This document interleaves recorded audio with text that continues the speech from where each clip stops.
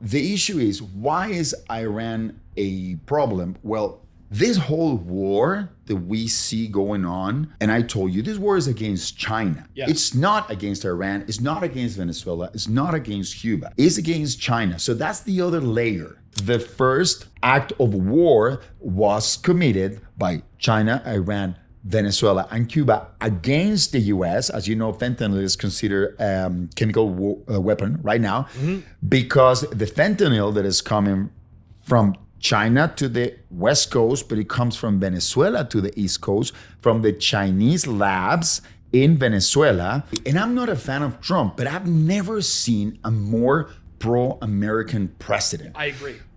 Trump made the US in 6 months the #1 oil power in the world. So Canada seems to be a weak link. It's a vulnerability for the US.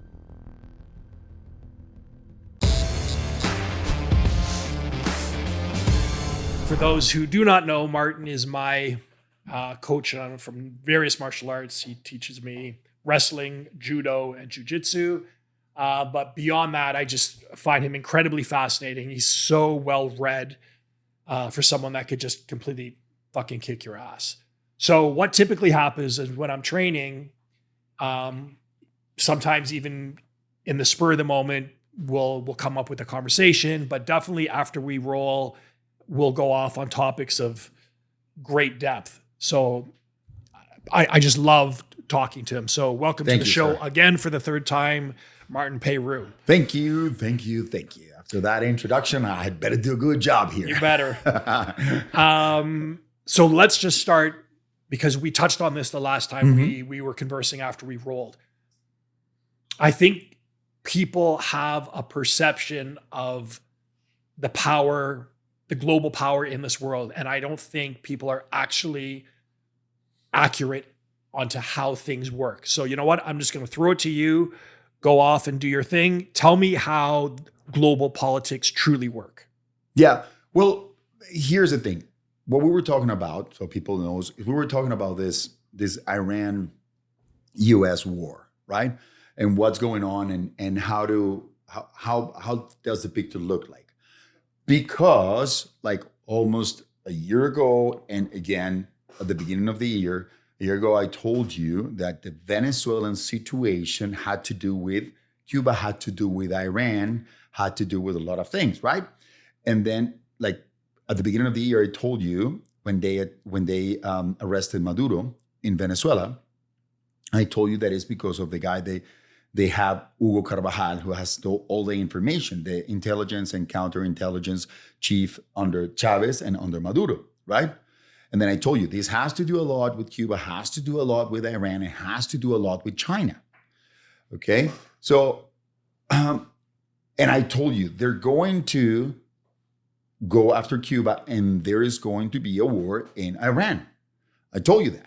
Yes. And I told you also, China is not going to invade Taiwan like many people were claiming. Yes. Because since the first thing what happens is this: when you cut the heavy crude and this ultra heavy sour crude oil that only exists in Venezuela, and the heavy crude that only exists in Alberta, south of Mexico, and Venezuela, now you can process the lubricants and the gas you need to power war machinery. Therefore, China, at the time, I told you should have something in between 45 to 90 days supply. So they cannot go to war and try to invade Taiwan. And it didn't happen because of that. They don't have the gasoline to do it. Right. Remember, the oil that you get from the Middle East, right, even from Russia, is a watery type of oil that you use to make basically gasoline, right? Okay. Nice. Even to make the pumps work, and put the additives you need to put in the oil to extract it, to make those additives, you need the heavy crude that is in America. And I always tell you, America, we as a continent, we need no one. We need nothing. We don't need anything from the Middle East, from Asia, from Africa, nothing. We have absolutely everything here. Every single mineral, the biggest gold mines are here in America. It's not in Africa. Okay. And the same with lithium, the same with the copper, the same with every single material we need to process and to make microchips or to make whatever. We don't need anything. America as a continent is a superpower. Okay, that's why the Monroe Doctrine, it's so important. Okay, politically speaking. Now, this war we see in Iran, it can be identified as a proxy war. Yes. Right? Because even though Iran is a big problem, and I'm going to tell you why in a bit, right? This is happening because it's linked to what happened in Venezuela that I told you is not about the oil. Meaning, it's not that the US is trying to keep the oil, okay, because they're actually not extracting oil from Venezuela. And the Cuban situation, Cuba has also oil in their shores, okay? They can't extract it, but they have. And they have a bunch of other minerals, right? But it's geographically, the location of Cuba is very important. That's why everybody fought over it, right? The British and the Spanish fought over it in the 1800s. And then when the British Empire withdrew from that war, it gave that war to the US. 1882, the war between the US and Spain for Cuba. Okay. Because the geographical location of Cuba is very, very important. And that's the reason why the Soviet Union linked the political treaty and they were always helping Cuba during the 60s and 70s and even the 80s, right? So now the issue is, why is Iran a problem? Well, this whole war that we see going on, and I told you, this war is against China. Yes. It's not against Iran. It's not against Venezuela. It's not against Cuba. It's against China. So that's the other layer, right, that we see. Why China? Well, China has become kind of a superpower. Yes, right? Yep, for sure. In production. And actually, the Chinese government has said many, many times that what they want is, we want to produce everything and you buy everything from us. Yes. You don't have to worry about producing anything. We'll produce everything for you and you buy from us, which makes the world depend on China. It makes them super strong. Super strong, no? And then it's okay. It becomes a power. It becomes a Chinese empire, and which is not good for us. Because it's not good for freedom. True. Now, when you say for us, are you talking specifically the USA or are you including Canada as well? I'm including America. Okay. Now we're going to divide it into it, but I'm including America. America as a Western hub, right? It's very dangerous for us because, look, this is super simple.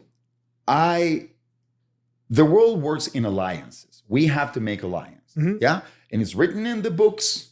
It's even written in the Torah, the book of the alliance, right? Okay. It's in the Tawahilu, the Ethiopian Bible, the book of the alliances. Okay. Right? So we do alliances in order to survive. No man is an island. Walt Whitman, right? So no country is an island either. We need to have partners, right? So we better choose our partners wisely. Okay. So I lived under Cuban imperialism. And it's horrible. It's a shit show. Okay.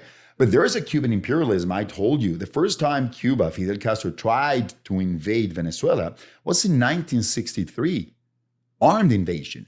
And between 1964 and 1963 and 1964, Fidel Castro tried to invade Venezuela 3 times, 3 armed invasions. And then throughout the years, he tried to do it many more times until Chavez came along and gave away Venezuela to the Castro-Cuban imperialism, right? And before that, there was the Soviet imperialism. Now we have a Chinese imperialism. Oh, the Americans, the gringos, whatever, US is an empire, the American imperialism. Well, but the difference is that I think the difference is the American imperialism allows us somehow to be a little bit more free.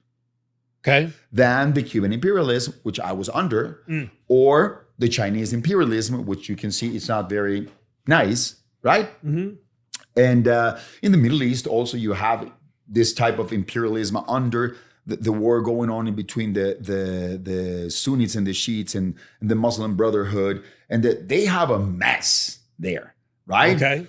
And but so I think all of the alliances we could be under, maybe the American imperialism alliance, specifically this new version that is coming out of this Trump. Now, what we call Trump is not Donald Trump.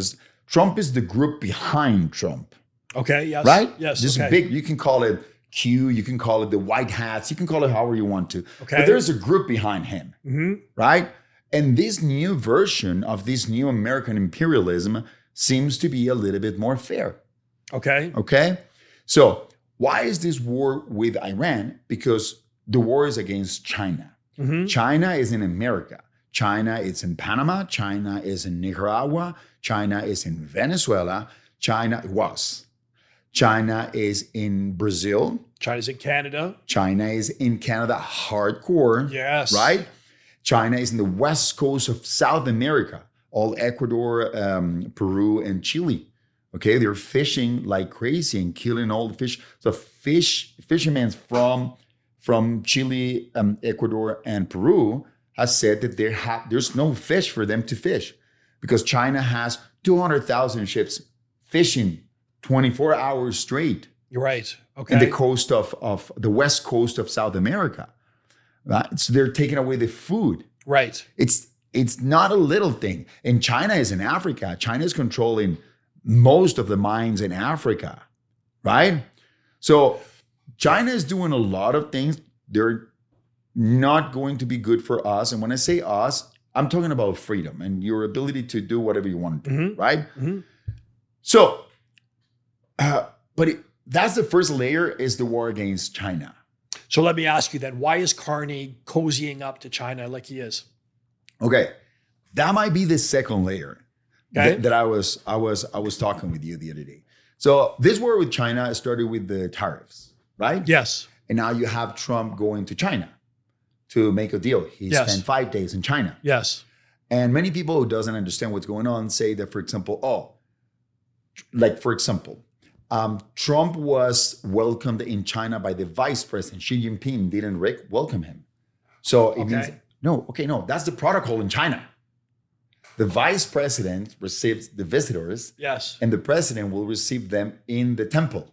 Okay. That is very important because, but Obama was welcomed by Xi Jinping. Yeah. And Xi Jinping was the vice president at the time. Very good. So that's the protocol. It's not that. Okay. And he's going into their own house for 5 days with all the oldest millionaire businesses people into China, okay? Because China now needs the money. Good? China, it's feeding so Iran can't quit the war because China is feeding Iran with military support. All the drones are from China. Yes. Iran doesn't even have a navy anymore. So Iran is in bad shape, right? Okay. And can China keep funding Iran?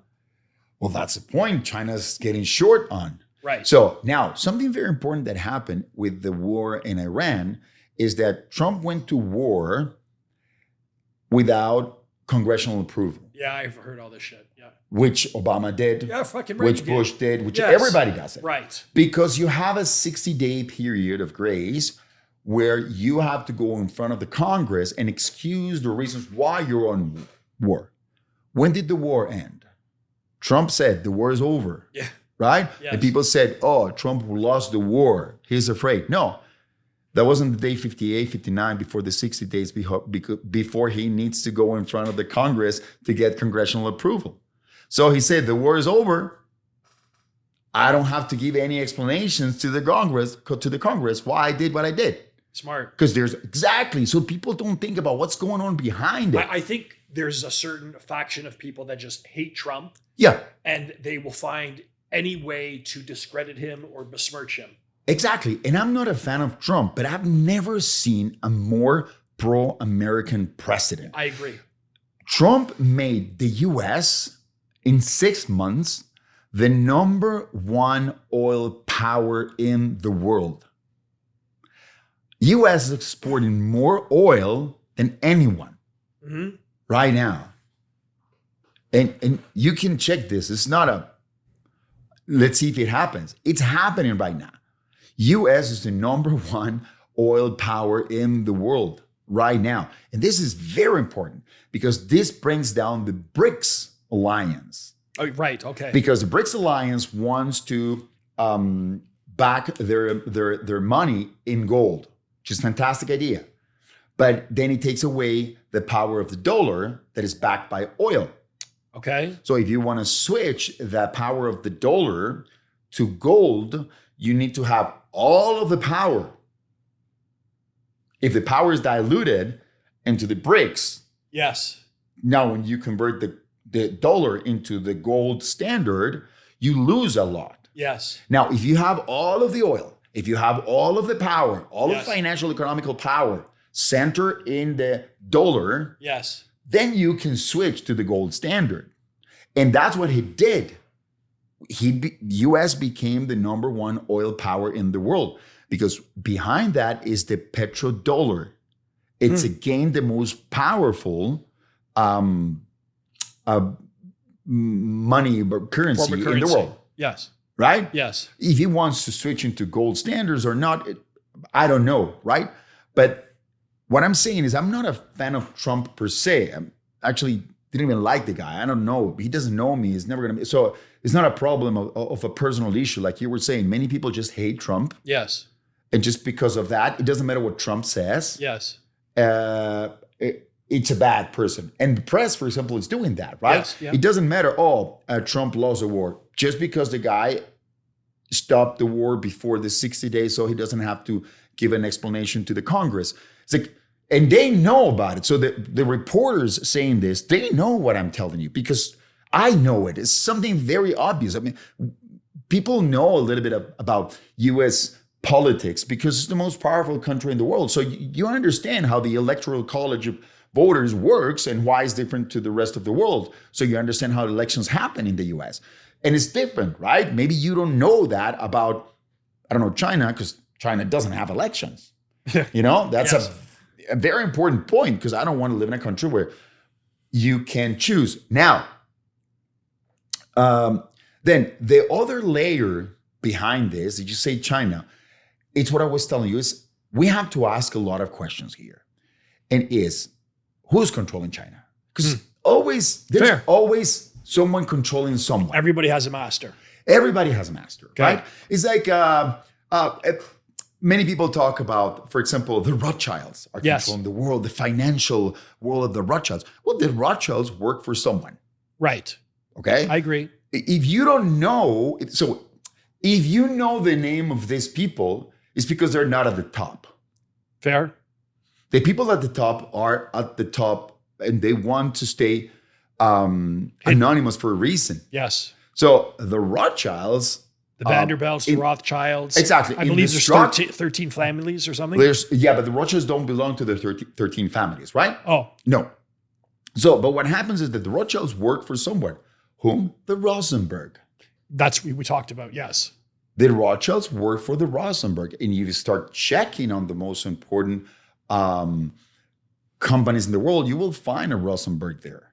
So the Rothschild, but who does the Rosenberg work for? Exactly. So that's when it comes to 13 families. Okay. All right. Yes. That's when you have, for example, the Orsini, the number one That's what we family in talked the world, about. right? Yep. Pepe Orsini is the great pope. And the Vatican has a black, a gray, and a white pope. This is not a conspiracy theory. This is a structure. Yes. The great pope is always going to be Giuseppe Orsini. So every single son is called Giuseppe. Oh, okay. So always Pepe Orsini is going to be the pope. And he controls the administrative, financial power of the Vatican. Okay. Vatican is an independent city. Yes. And he's also an independent banking system who doesn't depend on the Rothschild banking system. Okay. Right? So they have a lot of power.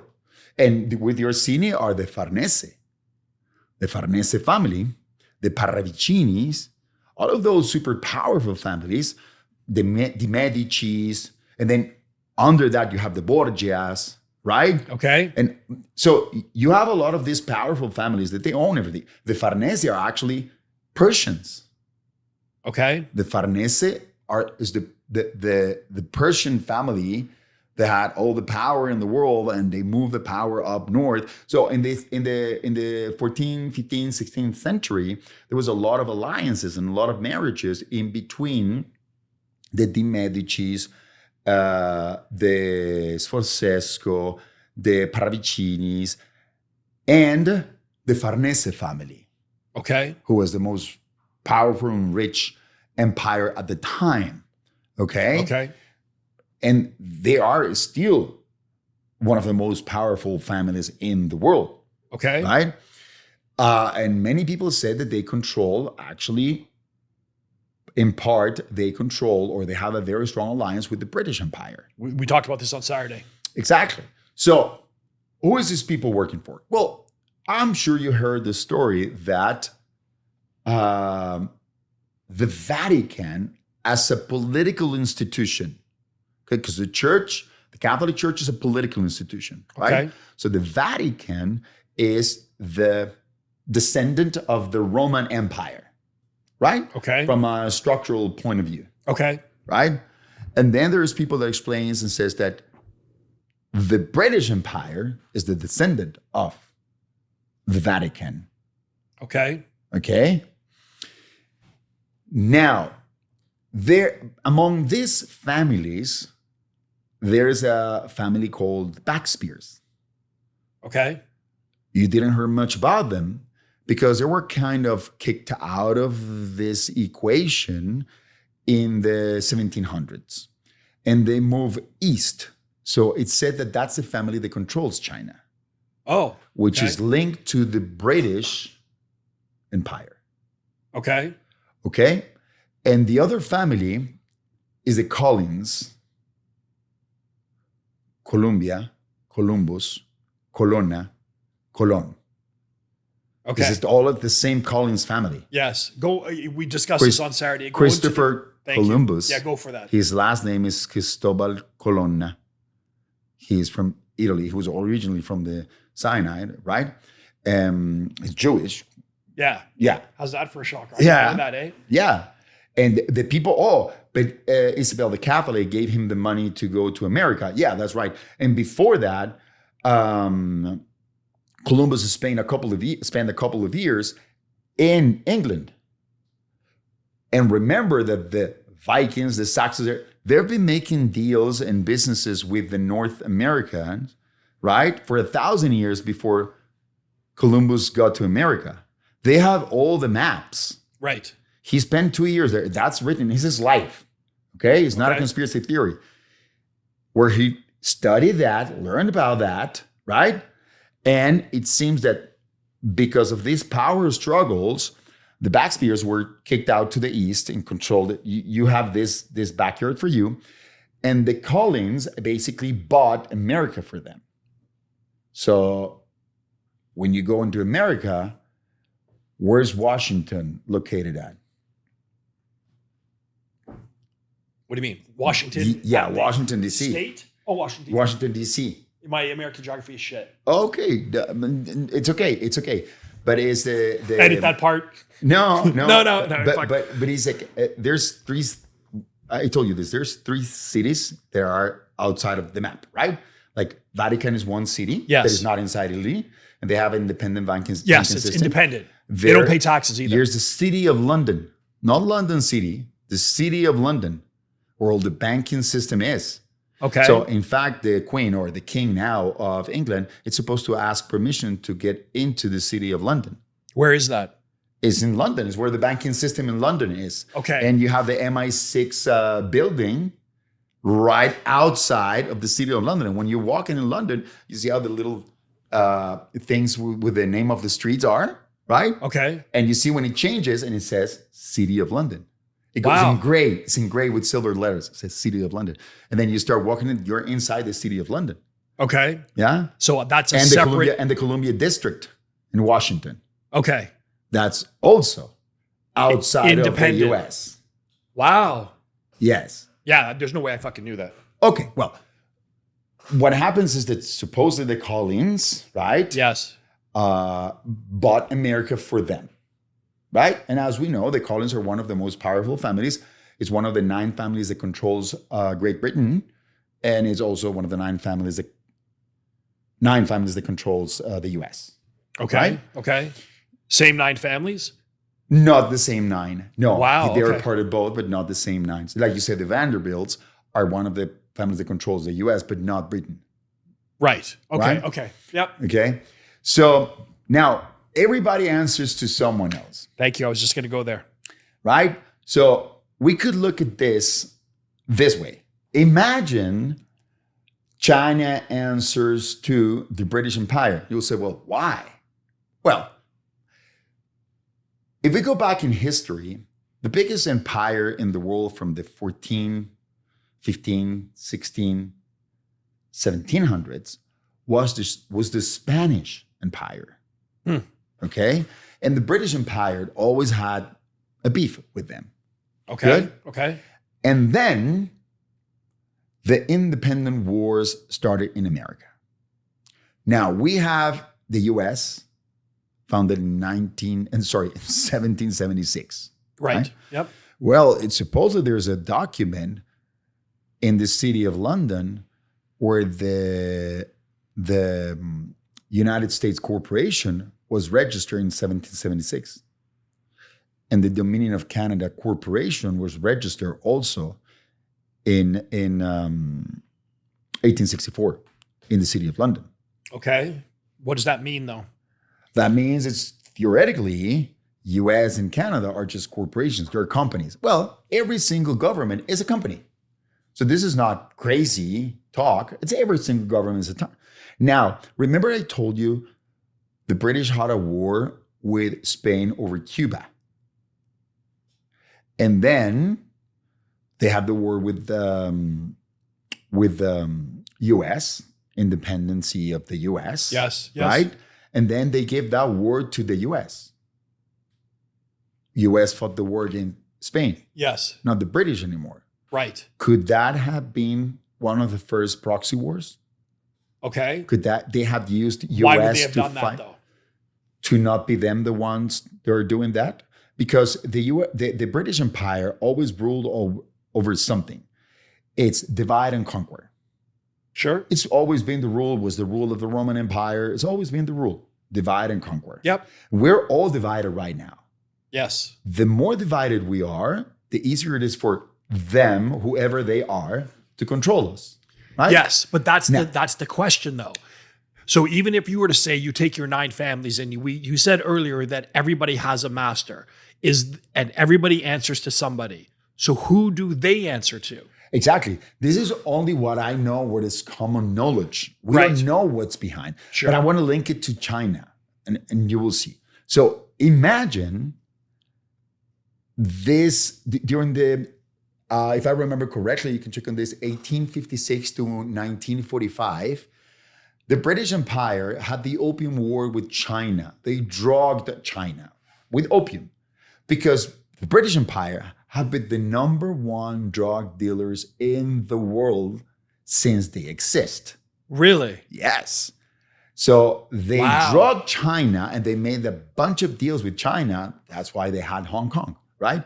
And then they gave away Hong Kong to China, no questions asked.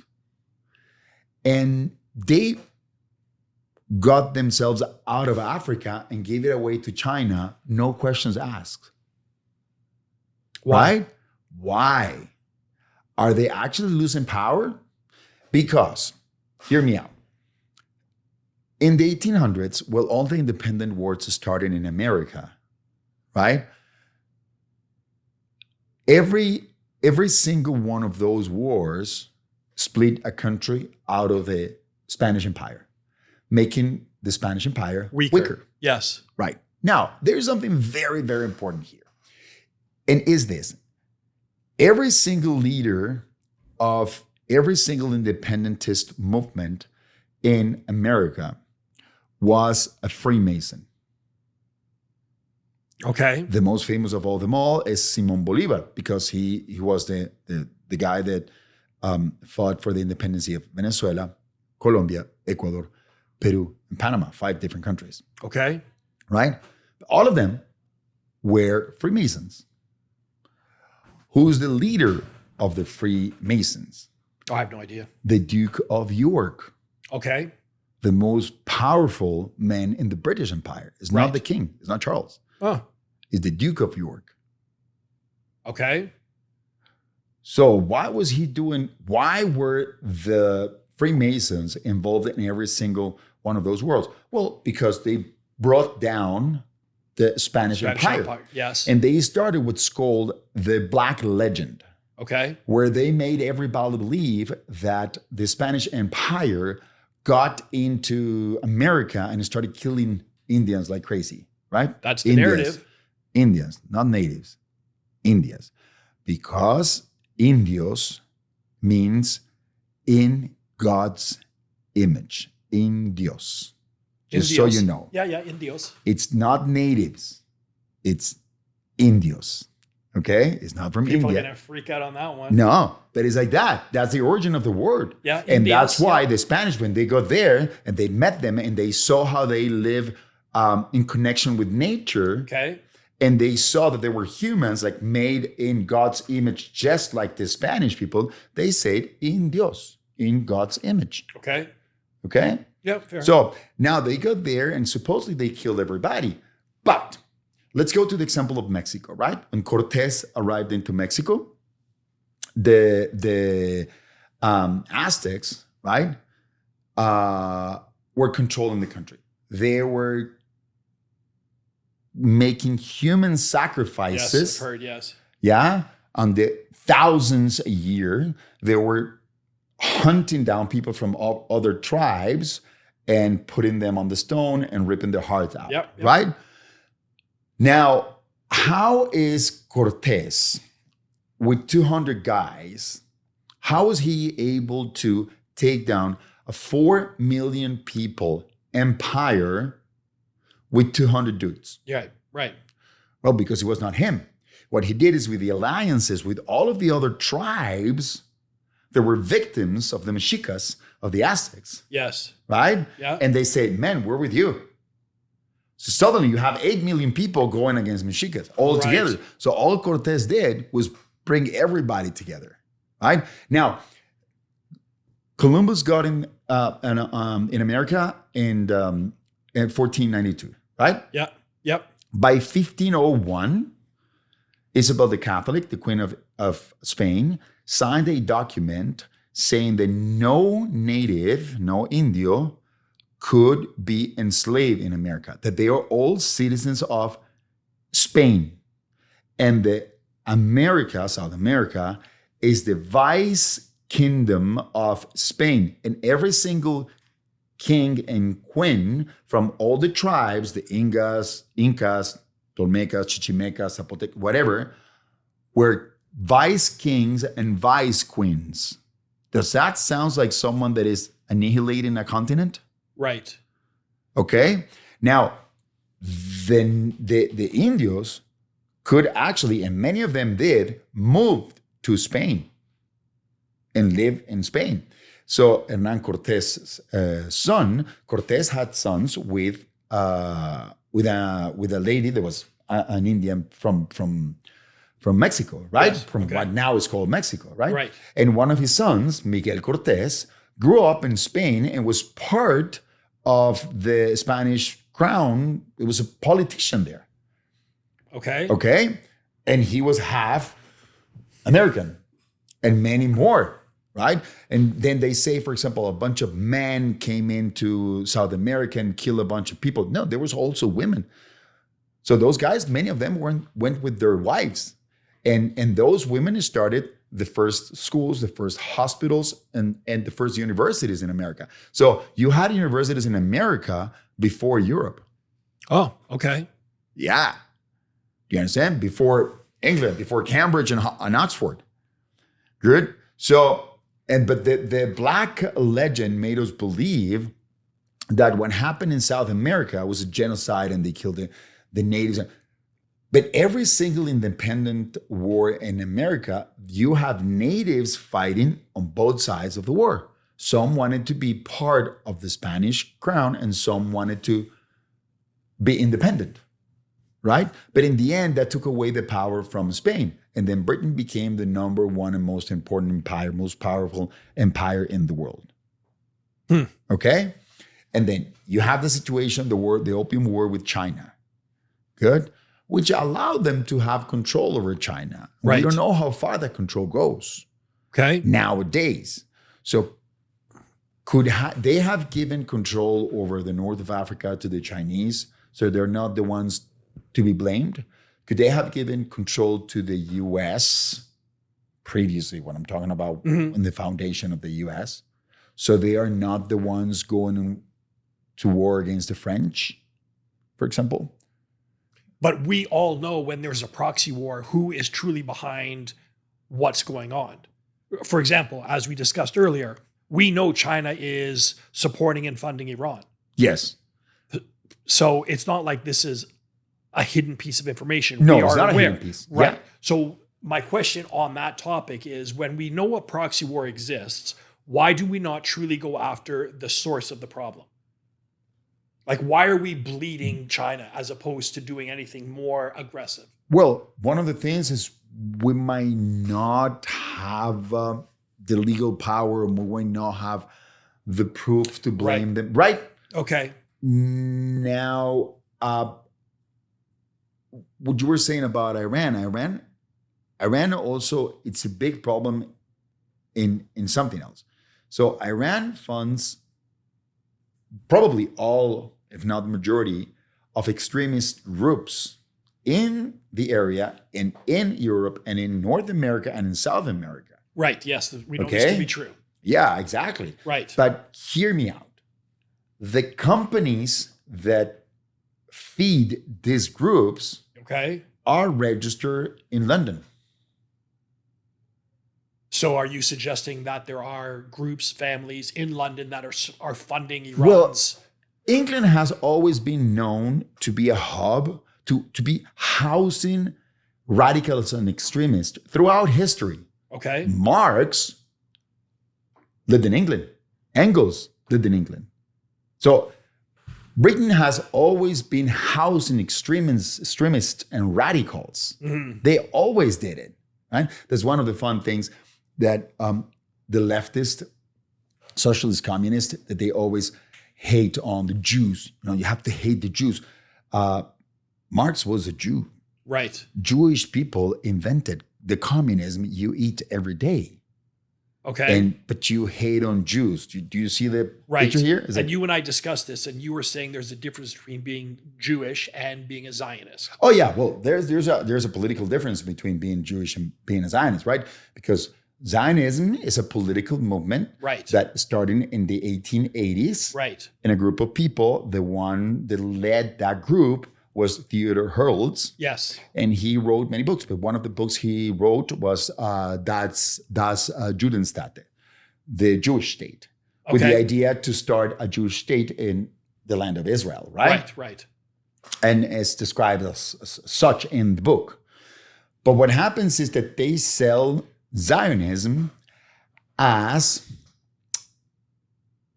I care about Israel and the existence of Israel, but Mount Zion. Okay. Right? So that's like, Zionism is that it means that we care about Israel.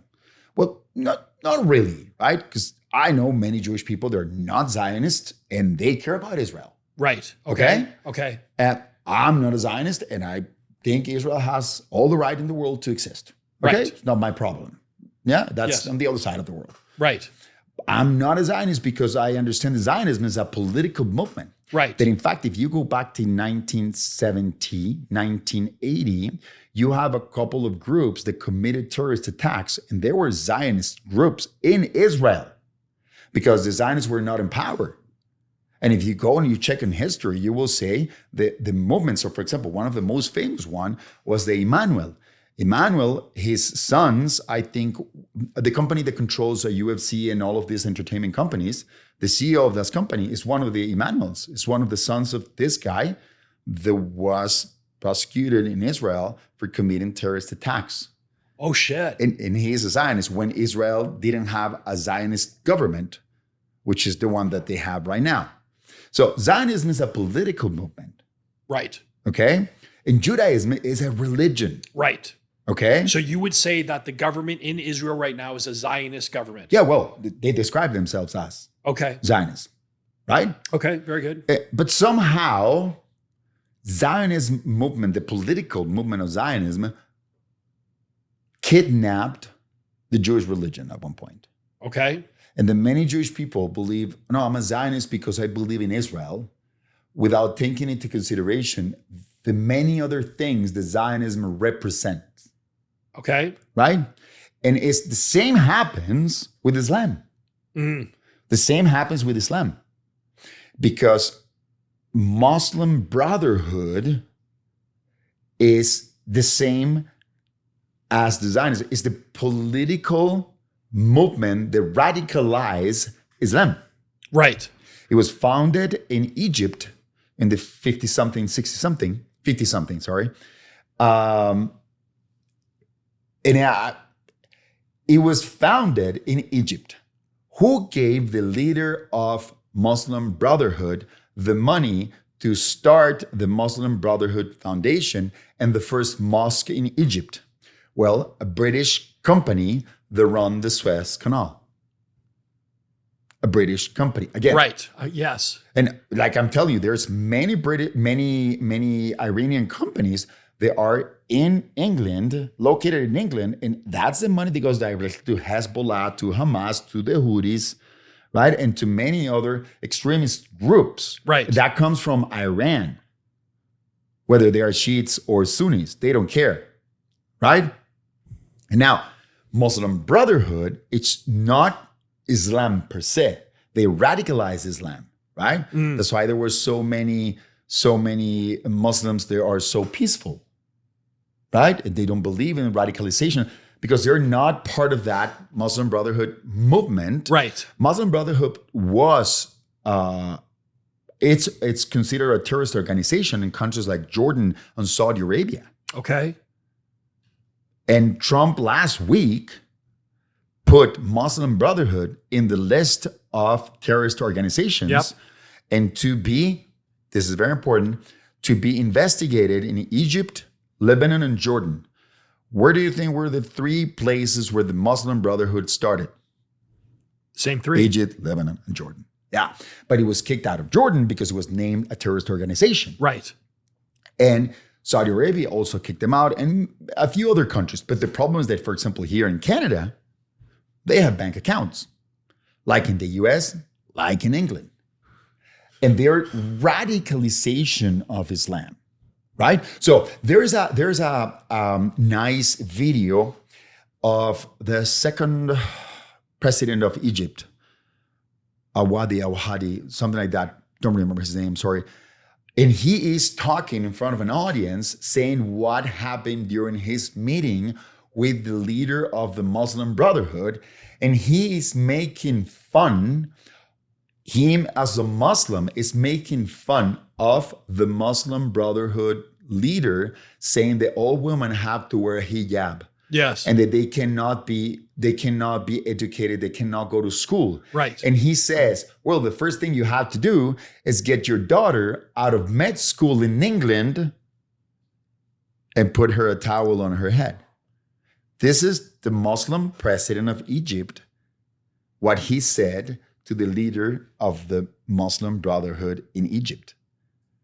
So not all Islamists are radicals, because they don't follow what the Muslim Brotherhood wants you to believe is Islam. Now, divide and conquer. Right. Why are all of these organizations registered or funded or whatever in the British Empire? If I were to take a guess based on what you said, it's merely a divide and conquer tactic. Nice. So one of the things that some analysts think is that this whole Trump as an entity, not the person, the group behind him, yes, are doing is they're fighting a war against the British Empire ruling control financial system. We're going to blame the Jews, or we're going to blame, the Muslims are crazy, or we're going to, it's like there is someone moving those, puppet strings. Yeah. So there is a puppet master. Yes. What if that is the British Empire? And I'm not saying the British Empire are not under someone. Like, for example, we know how the Rothschilds made money. Well, Rothschild had 5 sons, and he sent them to 5 different cities around Europe, and they had they created a banking system where they connected and moved information very fast, right? And they started administering. So the first thing that happened, that was in Italy, am I right? He convinced Princess Sforzesco to let him administer all his money. He was the richest man in Europe. And with that money, he started lending money because Catholics or Christians, and for example, Muslims, they can charge usury on money. That's right. Jews can charge. So, for example, who gave Columbus the money to go to America? Isabel the Catholic. Yeah. Who was managing Isabel the Catholic money? Curiel, a Jewish guy. Right. This is why the Jews get a lot of hate, because they've introduced interest on banks. Yes, because they could do it. Nice. And now, but if you want to blame this are the bad guys or the other ones, it's not the Jews. It's a group of people. Right. Right. Now, just so you know, this group of people that we call the Jewish, they are the Ashkenazis. They are not. Do you understand? Yes. It's a different group of people. I just know this is going to piss off a lot of people. Yes, it represents 70% of the Jewish. Yes. Right? And they are the European gypsies. Jewish, right? Yeah. Which come mainly from a territory called Khazaria. Okay. Where they supposedly mass convert around the year 1000. Okay. Okay? Now they're called the Lost Tribe of Israel. But there's no genetic link to the Semite land of Israel.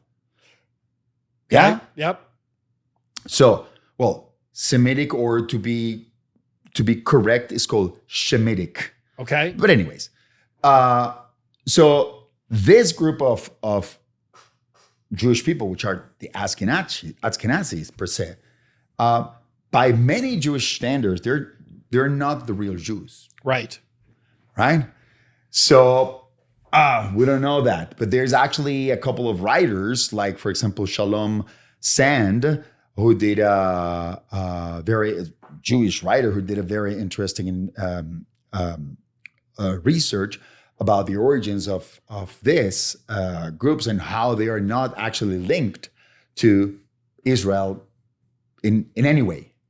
Okay? Yes. Nice. So the Rothschilds are Ashkenazi Jews. So not true Jews. Well, let's say for many Jews, they're not true Jews, right? Okay. I don't know. Okay. But they're not Sephardic. Okay. They're not the Sephardic Jews, the Semitic Jews from the land of Israel, right? Okay. Okay. That's what it means. Now, how did the Rothschilds actually make money? Well, we have the world wars. Yes. That we call the First and the Second World War. Yes. Those two are actually one war. Yeah. Right? You had not had this conversation. Okay. It's because fascinating. Go for it. What they signed in the Versailles Treaty that was signed in November of 1918, it's a 20 years peace treaty. When the Second World War started, exactly 20 years later, 1938. Right. Okay? Yes. So that's the first war. That's the Second War. Yes. 20 years after. First World War could be considered the Napoleonic Wars. Okay. Yep. Right? Yep. Now, how did the Rothschilds make money in the Napoleonic Wars? That's when they actually became so financially powerful. Okay. Okay. They started with the war bonds. Right? So you buy the bonds, which is dead. Right? Yes. From this country. And if the country wins the war, they get all the richness from the other countries. So now your bonds are worth more money. Right? I did not know that. Okay. So you buy war bonds. I didn't know what that meant. So, for example, all the Democrats, congressmen in the U.S. Under Biden, 2 months before the Ukrainian-Russian war, bought war bonds. No fucking way. And Ukraine went to war with with Russia. Yeah. Okay. So war bond. So, but what happens is that Rothschild financed both sides of the war. Smart. Let's say they financed Napoleon and they financed Wellington. Okay. Nice. So when they went to Waterloo for the last battle, right? Remember, Napoleon was in Corsica, and then he escaped Corsica, went back to France, united the people, and let's go kick these people's ass again. Yes. Nice? Yeah. And he was taking everybody down, and they got to the north of France. They are in Waterloo. Yep. Ready for war against Wellington, right? You're right. But these people were in war for a long time. They were tired, they were destroyed, there was malnourishment in the French Napoleonic army, and the British were not in that condition. So the war started. 24 hours before the information of the result of the war, where Wellington won. Yes. 24 hours before that happened, before the government of England and the newspapers and everybody knew what was going on, the Rothschilds got information, Nathaniel Rothschild got information that Wellington won the war. What did they do? At 8 a.m. in the morning, he sold every single war bond the Rothschilds had. When everybody saw the Rothschilds selling the war bonds, the Rothschilds is a financial family. They know what's going on. Sure. Let's sell right now. Everybody sold every single war bond, and Nathaniel Rothschild bought them all for pennies on the dollar. When 24 hours later, the news got in England that Wellington won, that money went up to here, and now the government of England owned him all the money in the world. He was the owner of it. That's right. Nice. That's the government of England. But it's not the crown. Right. Was he working for the crown? For the British Empire? That's a great question. That's a great question. That's what I'm saying. It's like we're rushing into blaming people without having information. But we were talking, right? About just blaming people because you saw a post on social media. Right. Without doing the due diligence of researching, right? But there's a lot of history. And I'm not saying I'm right. What I'm just giving you, it's another layer, right? What I'm just giving you is another layer.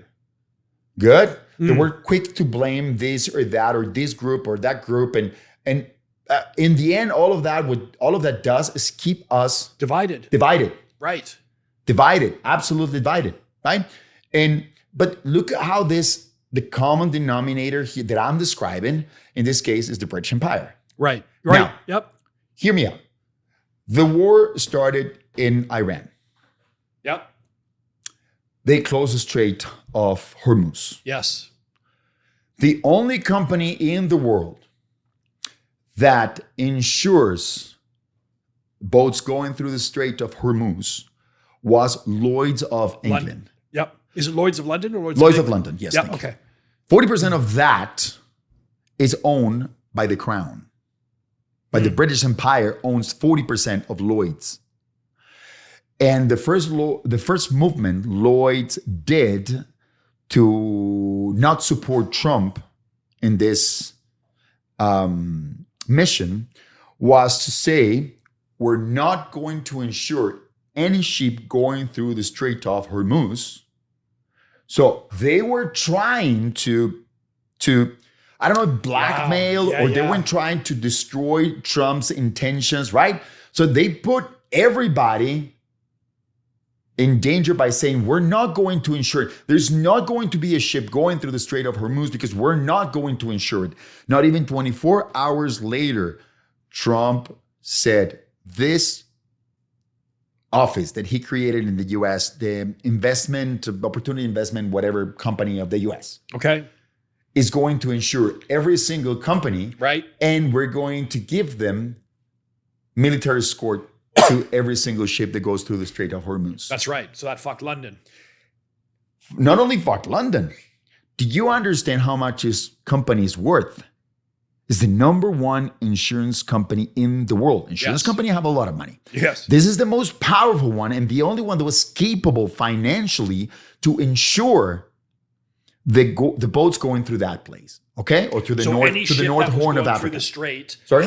So any ship going through the strait had to be insured by Lloyd's of London. Yeah, and there was no one else that could do it because no one else had the power, the financial power to do it until the US government is doing it.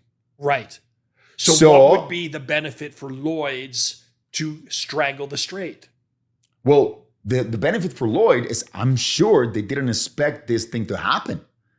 And right now, they're basically bankrupt. But do you understand how much money they paid to the British government and to the British crown? Just 40% of it is owned by the British. That's right. Nice. So can you imagine the billions of dollars a year that company brings into the government just by paying taxes in England? Yeah. And so effectively, the United States strangled that. Exactly. So some people think this new group, whatever Trump is or is behind, that is not behaving the way the Americans were behaving 10, 15, 50 years ago. They are going after the British Empire hour and they're bringing it down. And some things, when you look at some things and you start connecting dots, it looks like that's what they're doing. That's what they're doing because they're cutting China out of everywhere. Right? And so then theoretically, you could say that is a proxy war. That is a proxy war. Because realistically, they're not even going after Iran to go after China. They're going after the British Empire. They're going exactly. So now, during first Trump's administration, yes, Trump made the Saudis, a deal with the Saudis for them to build a pipeline to go from the Strait of Hormuz into the Red Sea. Yes. They go out the Red Sea and they go through the Suez Canal. Who controls the Suez Canal nowadays? Well, right now it's the Americans. Exactly. Right. So they don't even need the Strait of Hormuz. Right. The only ones that need the Strait of Hormuz right now, it's, let's say, the Iranians. Right. Because Saudi Arabia, that is pumping 9 billion barrels a day, 9 million barrels a day, don't need the Strait of Hormuz. Now, the first attack Iranians did after US attacked Iran wasn't against US. It was against who? Saudi Arabia. Right. The pipelines. Right. And then Qatar, military bases, and this here, there. Right? So the only ones that actually need the Strait of Hormuz right now are going to be the Iranians. Now, there's an issue going on in between the Saudis and Emirates. Okay. Remember, the Muslims, they're not a solid block. Okay? Mm-hmm. You have these Shiites and you have the Sunnis, they hate each other. Yes. Okay? Yep. And they have their own issues within those groups. Because remember, Middle East, after the First World War, now that ended up in the 1918, basically a British dude and a French dude sat down and divided the Middle East on a napkin in different countries. Okay? Okay. But those countries cut in half many tribes that have been living there for thousands of years. Right? So this it doesn't go alone. So you have the wars. You have the case, for example, of in Lebanon right now, where the Hezbollah, right, has more power than the government. And who funds Hezbollah? Iran. Right. Has more power than the government. And they just walk around and kill people. They have no issue. Right? They're fucking radicals. Right. So that's why Iran is a very dangerous hub. Okay? And you and I, like many other people, know a lot of Iranians. So the only people now complaining about the US actions in Iran are the non-Iranians. The Iranians are super happy about it. It's like, I remember when they took Maduro out. Oh, free Maduro, but get your hands out of Venezuela. There was no fucking one Venezuelan in those protests.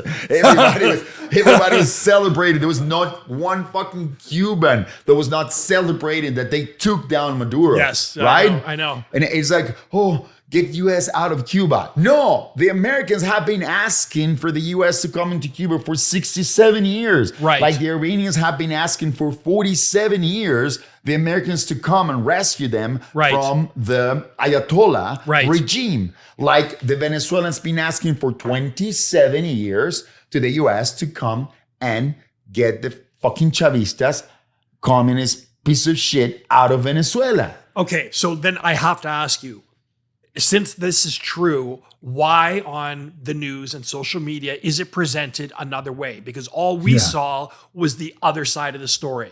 How the Cubans were upset that the Americans invaded. How Venezuelans were upset that the Americans interfered and invaded. Same with Iran. And I've seen, because I get people sending me shit, private feeds or private videos of Cubans celebrating, of Venezuelans celebrating, of Iranians celebrating. But why do you think we paint this picture of the USA being invasive, conquerors? Yes, it's not the US, it's the Trump's US. Okay, sure. So what if Trump, that group, is going after the British Empire, and on the other side, the British Empire is trying to apply the Black Legend against Trump group.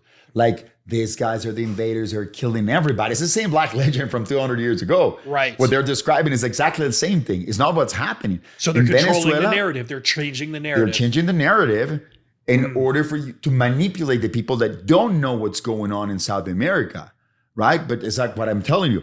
Everybody in South America big majority of South Americans were celebrating that Maduro was arrested.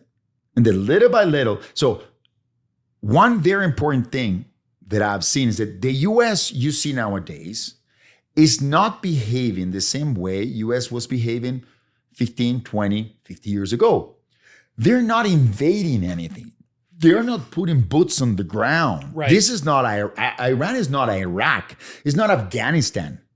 Okay? Do you understand? Yes. It is a completely different way of doing things, right? In fact, in Venezuela, there's a lot, and people ask me, oh, but in Venezuela, nothing else happened. There's a lot of things happening in Venezuela. They just arrested, so US is asking, hey, send me this guy. And the Venezuelans are immediately sending that guy.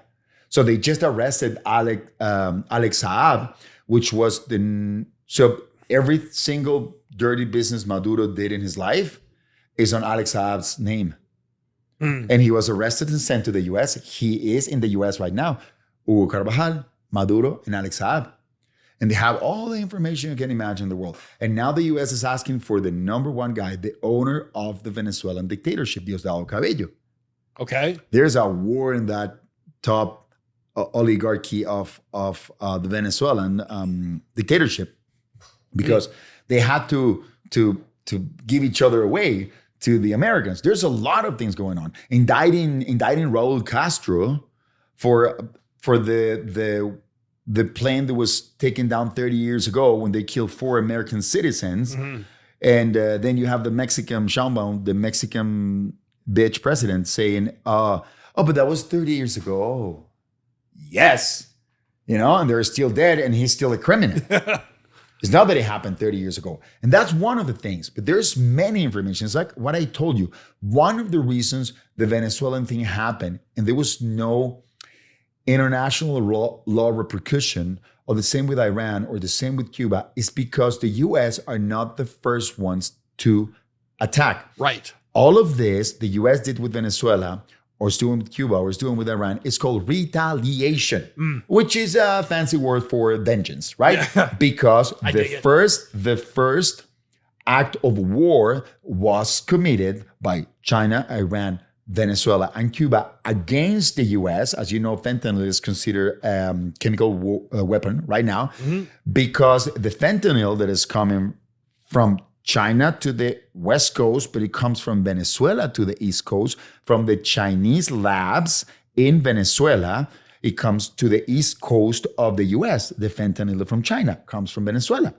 So That's one of the two acts of war the Venezuelans, Chinese, Iranians, and Cubans did against the US, which led to have US citizens killed in US soil. That is an act of war. That's right. The second one is called invasion, because Maduro took every single one of the guys he had from the Círculos Bolivarianos, from the guerrilla that the Chavistas have in Venezuela, and were sent to the south border of the US to invade the country, to kill people, to rape people. That is an act of war, right? Mm-hmm. And remember, Biden opened that border. Right. Biden forgave Nicolás Maduro's nephews for drug trafficking 800 kilos of cocaine into the US. There's no reason to forgive them for that. Right. He gave them a pardon and sent them back to Venezuela, and then opened the borders for everybody to come in. And now you have a list of people in the American government that have been receiving for over 20 years money from Venezuela, from Chavez. Like all of the nuclear program from Iran is funded by Venezuela. 20 tons of uranium that come a year from Venezuela to Iran. If you need 20 tons a year, it means you're enriching uranium. Do you understand? Because you need uranium. If you want to create electricity, you need to enrich uranium 10%. 15 is already crazy. Now, why is the uranium enriched at 60% when at 80% you can make it an atomic bomb? That's not for electricity. That's not for your blow dryer. Right? So there's a lot that we're not taking into consideration. And that's why the International Court has not said anything that has happening. It's illegal. Because going into Venezuela and arresting Maduro and taking back the oil market of Venezuela, taking back the oil market of Venezuela was ruled by the International Court in 2011 because Chavez stole billions of dollars in plants and factories, okay? American factories and American oil companies that were in Venezuela pumping oil, and Chavez stole every single thing they had in Venezuela by the expropriation law. He expropriated all of those companies for the Venezuelan government. So he stole from American companies, private companies with government investments, and they went to the International Court, and the International Court ruled in favor of the US and told Venezuela, Chavez, that they had to pay these billions of dollars, which they never paid. Right. So the International Court said, okay, you have to pay with the oil. That's why Trumps keep on saying that is our oil, because the International Court ruled that oil, half of the oil that comes out of Venezuela, it's American oil to pay the debt. Nice. So he's not, that's what I'm saying. He's not doing anything illegal in Venezuela. Like he's not doing anything illegal in Cuba. Like he's not actually doing anything illegal in Iran, because Iran has never been, it's never been a secret that Iran hates the US, and wants to destroy the US, and wants to kill the US, and wants to make an atomic bomb to attack US. I mean, they have said it out loud. Yes, numerous times. So it's like, okay, we're going to wait for that to happen so we can take action. That's stupid. Sure. Right? Yes. It's like, okay, try to kill me so I do something. No, that makes no sense. That's why I'm saying there's a lot of things going on, a lot of layers, a lot of historical layers that are going on that make this war with Iran a very small piece of the whole puzzle, because there's so many things happening in the map right now in geopolitics, okay, that in my opinion points out that this Trump group, whomever they are trying to bring down the financial British empire, okay? Yes. And And it's not only a war with Iran or a proxy war from China. China. It's something bigger. That's why China is pushing so hard into Canada. Why? Because the US, because you're trying to fuck China. So China's like, okay, let's go into Canada. Why? Because Canada, this puppet here, Carney, he's a WEF puppet. Yes. And he's not a guy that goes to the meetings at the WEF. He's one of the guys in the WEF, like Chrystia Freelander was. Yes, right? yes. The Nazi chick. She's a super hardcore person in the WEF, like Carney was. Carney's one of the financial guys in the WEF. Okay. If he was sent here, is to do something to fuck up Trump. He came here after Trump was elected. You see? So Canada plays a very important role in this because Canada is the north border of the US and we have Chinese military bases in here. Yes. Yep. Right? And Chinese police stations in cities like Toronto, Montreal, and Vancouver. Right. That is ridiculous. And now the cherry on top is if you're a soldier, military personnel from any country in the world, and you come here and you enroll in the Canadian Army, we're going to give you the citizenship. Who do you think is going to come? First of all the Islamist radicals. Yep. And second, the Chinese. Right. So you're going to have an army in the north border. And I've been saying this for, 15, 20 years. You have to build a northern wall, not a south wall only.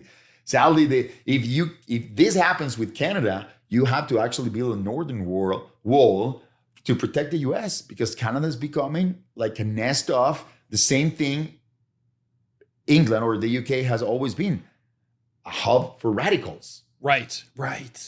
And I actually had this discussion with someone the other day saying that's exactly what's going to happen. They're going to start flooding radicals into Canada and therefore attack the US from the northern border. Yeah. So now, for example, last week, Canadians had a 60 days free visa in Thailand, right? Yes.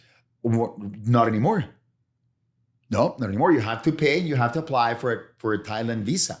Why? Well, listen to this.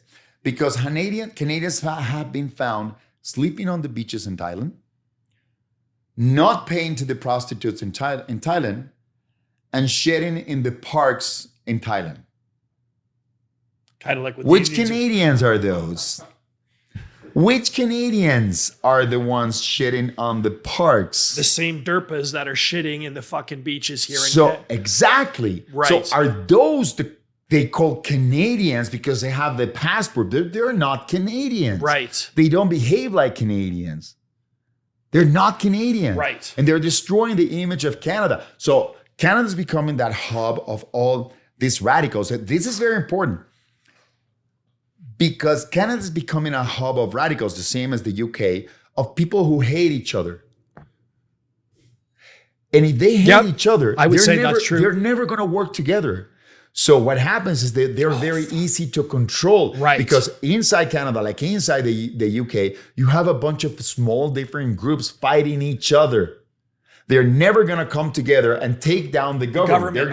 That's fucking brilliant. Yes, that's brilliant. That's how they did it. And they did it in the UK and they're doing it in Canada right now. That's why they're bringing you Muslims and Sikhs. Right. They have hated each other for over 100 years. Right. And they're all here. There was something on the news today that I forget what government sort of watchdog said that Canadians should prepare for an influx of Indians. Yes. 1.5 million at least. Smart, are man. Come. Exactly. So you're destroying not only Canadian culture, what you're doing is bringing up a bunch of different groups that were never going to get along. So you keep them separated. You have a bunch of people, 50 million people you could have here, but they're all separated. You have 40 million people in the UK. They're all separated because they're all small groups that will never come together to fight the government, the British Empire. And the same thing is happening here. And you have Carney saying that the governor of Canada is the chief of the Canadian Army.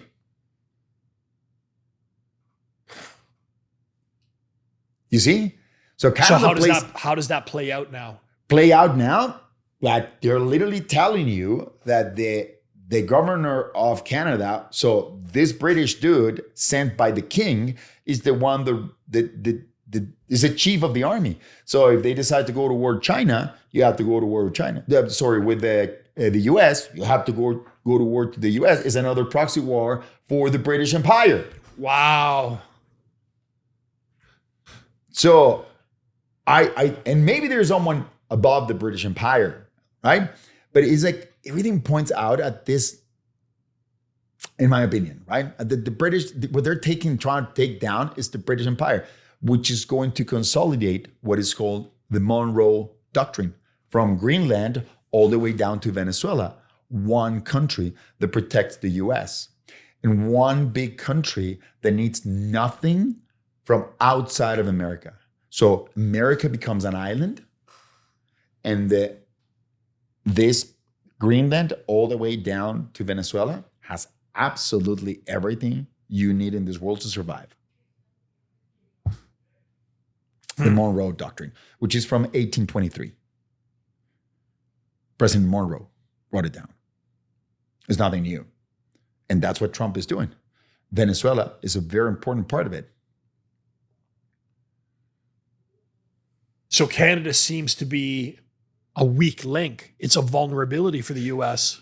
Yes, very. Canada is trapped in between Greenland and the US. That's saying this Monroe Doctrine, right? Right. But it's very important geopolitically, and it's very important from the resources point of view, because Canada holds 25% of all the drinkable water in the world. And water is going to become a commodity. Now they're going to start taxing us on that. Yeah. So Canada has a lot of water, right? The land of the lakes. Right. Yes. Right? Yeah. So, and also we have the oil. So it doesn't matter if Alberta splits from Canada and becomes a part of the US. There's a lot of other things in Canada, like the gas. Look at the North Pole, right? It's full of gas. Mm. So all of that. So not only from the geopolitical, the positioning of Canada in between Greenland and the US, it's also that there is a lot of resources in Canada. So if you destroy Canada, but bringing in a bunch of people, they're going to start internal wars and they never get together. Now you have to, inside this Monroe Doctrine map, you have to isolate Canada into an island that has no contact with the rest of the Monroe Doctrine, because they're going to start sleeping on the beaches, not paying to the prostitutes, and shitting in the parks. Yes. And opening Tim Hortons. Yes. You see? So that's what I think. Oh, dude. It's more complicated than it looks, and it's a lot deeper. And it's not to blame this dude or that dude. It's not to blame the Jews, or not to blame the Muslims, or not to blame the, No, it's we have to address what's happening at your doorstep. Yeah, we have to address right now. The criminals walking around stealing your cars or raping women and kids and children. We have to address that 7 out of 10 Pakistani men in the UK have been involved in rape, and 5 out of 10 Pakistani men have been involved in gang raping an underage girl in the UK. Yes. So these radicals are also here, and that shit is happening here. Yes, it is. It's happening here because they look women as piece of meat or property or whatever. That's right. Next to a dog. Nice. So that is happening, and we have to address that situation. And we have to address, okay, who's bringing them? Well, we know very well that, for example, one hand, one arm, whatever, the George Soros Foundation is the one taking the boats from the north of Africa and the Middle East into Europe, filled with Africans and with Middle Easterns to invade Europe. It's George Soros. Yes. Which, by the way, is a Zionist. Publicly. Yes. Do you understand? Yes. Okay. So, and then you have that, and you have Médecins Sans Frontières also doing the same, which has the same people behind. So who's bringing them into Canada?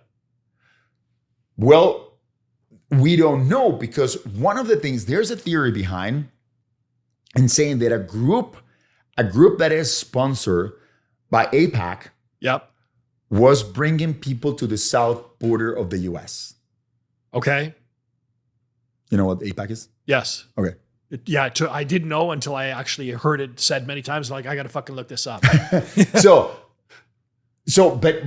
what is the same as George Soros is part of the AIPAC group. Yes. Do you understand? Okay. And now Alex Soros, his son, who is married to the daughter of the current leader of the Muslim Brotherhood. This is so complex. Like, you really need to look at this in detail. And even then, we are still, as I've said many times, only putting together the pieces of knowledge that we are allowed to see. Yeah. There's a lot of untied ends. For sure. Right? But why is Alex Soros married to the daughter of the leader of the Muslim Brotherhood? If they're supposed to hate each other. Every single group under the Muslim Brotherhood hates Jews. Right. And they have to kill every single Jew. Yep. And then they go and married Alex Soros. And would Alex Soros be a Zionist as well? Like Yeah. Like his father. Yes, Yeah. Of course. Yeah. Dude, that's why I love our training and our conversations. It's so. I actually sometimes leave just exhausted, mentally exhausted, because I have to fucking think about all of this and try and piece it together. And you have to start researching and see how it. Because I forget things, right? I might not remember dates or specific things or details, names, right? Because I have a lot of information in my head, but I try to put things together, and it's super interesting because what I like when we talk is exactly what happened here, is that you asked me the question where I have to, let me analyze, let me take a step back. Maybe I have to research a little bit more on this or that. So I like, because you ask me the questions that sometimes and many times make me think, right? And you challenge me with the questions. And that is, I love that, because I don't want you to tell me I'm right when you don't believe it. Do you understand? No, I wouldn't do that. I love the conflict and the idea of exchanging ideas, because it's the only way I will see if I'm wrong or not. So when you ask me those questions and I have to revisit, review, research, right? Maybe I discover that I'm wrong, because I told you, I was raised as an ultra leftist. Yes. Right? Yes. At 15 years old, I already read the manifesto. Yes. I know Marx's life and manifesto up and down. So you cannot lie to me. But was my idea of started looking at things and asking questions, and questions being asked to me, that it led me to understand that was not the way to go. Right? Because I've been inside that shit. Right. Nice? So it's like I've been inside the Cuban imperialism and I don't want to go back. I dig our conversation. So I'm glad that you find that do I challenge you on the mats yet? It's a good conversation. We're having